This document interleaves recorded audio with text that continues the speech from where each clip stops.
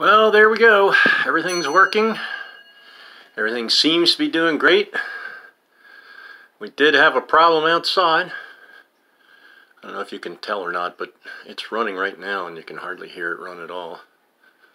So, yeah, let me go outside and you can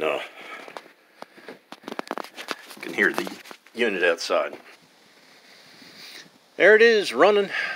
Can hardly hear it out here either. We did have one problem. In the beginning, it wouldn't turn on. Come to find out that we had a problem with that disconnect box in the back.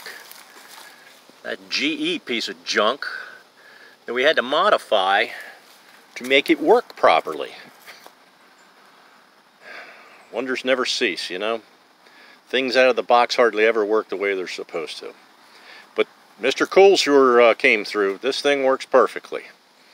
So, if you liked the three-part series, and you want to join up to my